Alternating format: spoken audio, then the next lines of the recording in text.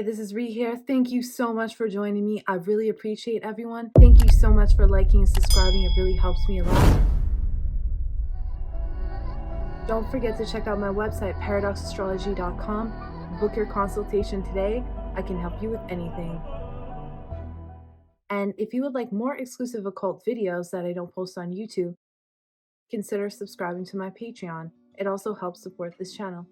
Okay, we're going to get into this video. So let's talk about the full moon, which will be happening on September 29th. This is the start to a very crazy fall. As many of you know, we have the eclipses that will be occurring in October. So I wrote all my predictions for October, and it is going to be a roller coaster for the world. So this is the beginning. Now, this full moon will be in Pisces in Uttara Bhadrapada. This symbol for that is the back part of a funeral cot. So this has the ability to enlighten somebody completely from this nakshatra. I have this nakshatra in my first house. I have Venus and Mars in Pisces. And this is considered like a yogi, a nakshatra, because somebody has the ability to actually leave their body through things like meditation, yoga, and gain enlightenment. But it also is the representation of the initial stage after death. Meditation is very close to death. As we go deep into our subconscious, in our dreams and lucid dreams, that is very close to death as well. So this is what it represents. It represents Kundalini energy because it is a coiled snake. It represents all kinds of snakes. The snakes that rise and eliminate the Maya. The Maya is the veil, which is in front of us all when we're in here. So that's why we do spiritual practices, to eliminate the veil so that we can see the truth within it. The deity responsible for this is Adhir Badhanya, who is the deity responsible for maintaining fertility of the earth. The symbolism is a lying serpent at the core of the earth, much like the Nagas. And this depicts actually the ones who maintain the structure and the fertility of the earth. When I think about that, I also think a lot of possibilities that could happen when it comes to weather disasters, the earth shifting as in earthquakes and things of that nature, because that often happens when we have the eclipses coming up. So the eclipse will be on October 14th and October 28th. So being that close, we're already feeling the energy. This nakshatra is likened to Pluto with its aspects of transformation, death, and rebirth. It's also likened to Neptune because it is not really seen. It represents the oceans, the serpents that live in the oceans. Like the Loch Ness, for example, it is represented by Vishnu, but also represented by Shiva, the form of Shiva that is enlightenment through destruction. So there is a lot of emphasis on having to destroy something having to be destroyed, as in that could be a weather catastrophe and many other things which we'll talk about. And it also is about understanding all sciences that have to do with, say, spirituality, astrology, numerology, yoga, meditation, divination. So if this is something that you're into, this is definitely a good time for you, because the lord of this nakshatra is Saturn, and Saturn will be sitting in the 12th house. So it's a great time for isolation. If you have these types of practices, it will be good for you because you will have people coming to you for these issues, because they will be looking towards spirituality during these rougher times. This will be in the Libra Navamsha. So we'll have elements of law, elements of business, money, relationships will come to the forefront. And some, like I said, will feel the need to seek others for spirituality, but also some will feel the need to retreat and be alone in order to kind of regroup with themselves. And that's normal. That's totally fine. Maybe it gets a little chaotic in the world and you need to be alone. Also, this is going to activate Saturn, which is in the 12th house in Shabihista. That could indicate either a loss for the medical community. There could be a rise in hospitalizations, immigrants becoming homeless, and an emphasis on homelessness and crime. Also, losses in war, conspiracies, and secret foreign relations. Venus will be at the Gandanta point at this period of time. The Gandanta point is a point in between the water and the air sign where there's always some kind of catastrophe that happens, some kinds of challenge that happens. And this could be an indicator whether that could be hurricanes, that could be weather disasters, even at the worst, like a tsunami type of disaster. But also, we have to remember that Venus was retrograde at that exact spot. And at that exact spot was August 10th. And it was within, I think, 1 degree on August 8th. And that was the Miami fires. Remember, the Gandanta point in Cancer is Ashlesha, which is a very diabolical nakshatra. Now, I touched on this in my Venus retrograde video. This was in July. I put that video out, and I talked about once Venus is going to go from Magha to Ashlesha, and once it goes in Ashlesha, that means that the leaders are planning something. Once it goes into Ashlesha, they will be able to slay the demons. And then once it goes back into Magha, they will regain their power. And who are the demons? The demons are us. It's time to wake up. There is another potential for a disaster at that time. So we must be cautious of another disaster, whether that's man-made or not. Being in the 5th house, this could involve the stock market, children, sports gambling, schools, diplomats in foreign countries. This is the mentality of the leaders and the presidents, the prime ministers will be at a crucial point. If we look at the nakshatra, this nakshatra denotes people who are con artists, those who are ready to do whatever it takes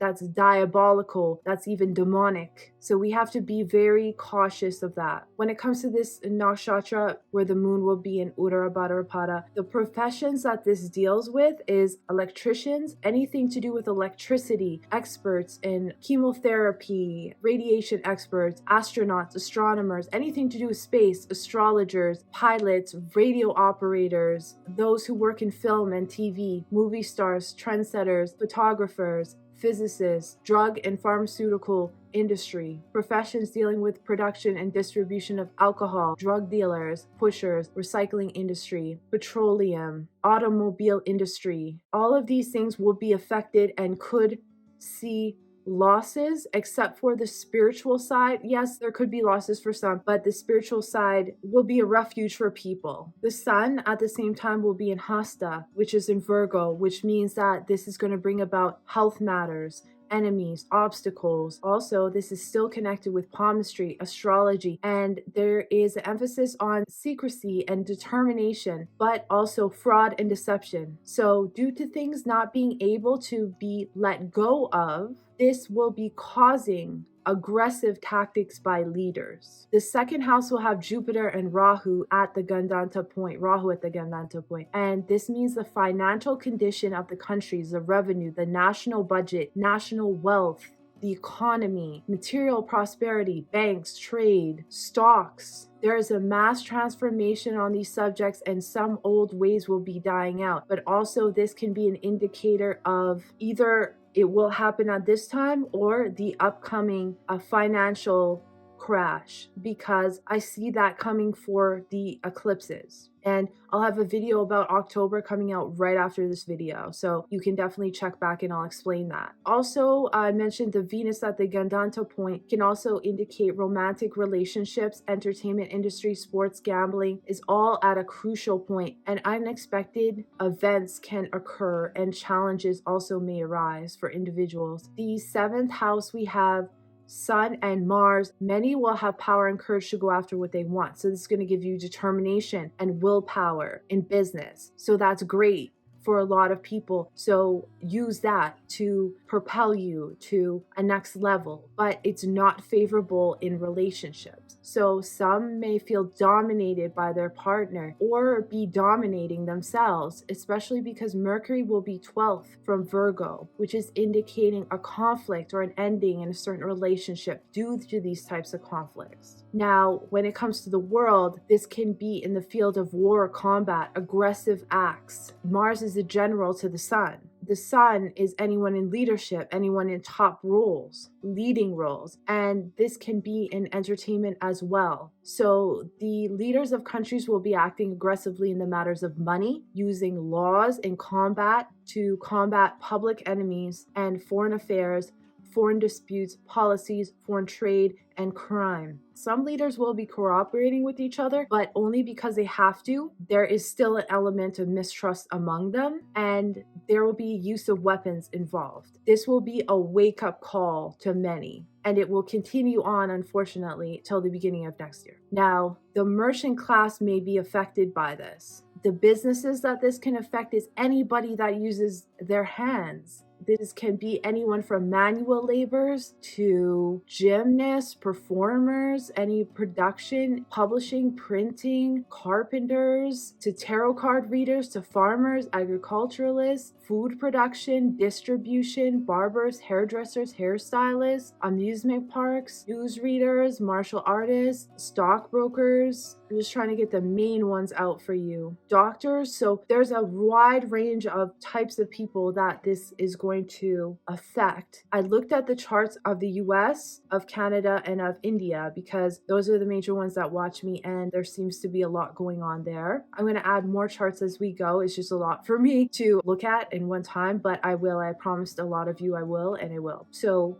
in the US, this is in the 5th house. This will be that something is happening with the stock market and the president and the entertainment industry. This could deal with sports as well. But also Saturn is at the exact degree of the US moon, which is Shawtee, which indicates some of the most difficult times for the US. Now, Saturn is conjunct the moon in the 3rd house. The 3rd house is indicating there could be some accidents, travel, there could be some problems with merchants, communication, the auto industry, schools, teachers, trade with countries, and it also is the 2nd house lord, which is the economy and the Federal Reserve. Also, the moon is the 8th house lord of the US chart, and this can show either the demise of the president, the state treasury, the public debt, or foreign debts as well. There are a lot of indications that something will happen to the president, but I can't tell you exactly when, but this Shawtee, it's an energy that will keep going because it's going to stay at that degree till the end of the year, I believe. So I haven't looked at an exact date of what's going to happen, but definitely there is a lot of financial issues, and this will change the US forever.